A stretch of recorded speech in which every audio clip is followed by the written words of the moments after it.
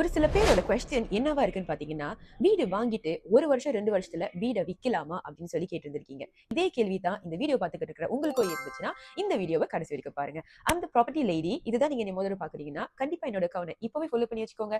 இந்த மாதிரி ப்ராப்பர்ட்டி ரிலேட்டடான இன்ஃபர்மேஷன்ஸ் அண்ட் அப்டேட்ஸ் உங்களுக்கு தேடி வந்துட்டே இருக்கும். இந்த சிச்சுவேஷன்ல தான் நீங்க ஆர்பிஜிடினா என்னன்னு சொல்லி தெரிஞ்சுக்க வேண்டிய கட்டாயத்துல இருக்கீங்க. ஆர்பிஜிடினா என்னன்னு பாத்தீங்கன்னா, real property gain tax. Simple டேர்ம்ல எக்ஸ்பிளைன் பண்ணோம்னா, உங்க ப்ராப்பர்ட்டியை நீங்க விக்கணும்னு சொல்லி டிசைட் பண்ணும்போது அதுல இருந்து ப்ராஃபிட் கெயின் பண்ணணும்னு சொல்லி எதிர்பார்ப்பீங்க. அந்த சமயத்துல தான் நீங்க டாக்ஸ் கட்ட வேண்டிய ஒரு கட்டாயம் வரும். நீங்க உங்க ப்ராப்பர்ட்டியை விக்கிற சமயத்துல உங்களுக்கு டாக்ஸ் இம்போஸ் பண்ண கூடாதுன்னு நினைச்சீங்கன்னா, அதுக்கு ஒரு டேர்ம் இருக்கு. அதாவது எத்தனை வருஷம் அந்த ப்ராப்பர்ட்டியை நீங்க ஓன் பண்ணிருக்கீங்கன்னு பொறுத்து இருக்கு.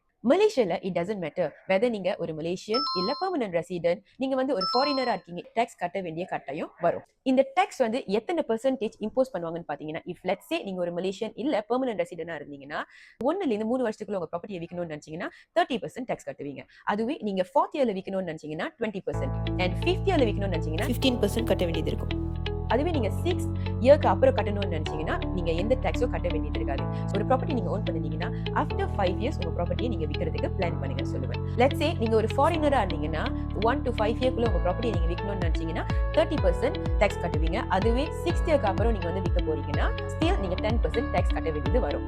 இந்த டாபிக்ல பேசுறதுக்கு இன்னும் நிறைய இருக்குது. ஸோ என்னோட அக்கௌண்ட் கண்டிப்பா ஃபாலோ பண்ணி வச்சுக்கோங்க. இந்த மாதிரியான யூஸ்ஃபுல் இன்ஃபர்மேஷன் உங்ககிட்ட சேர்ந்துட்டே இருக்கும்.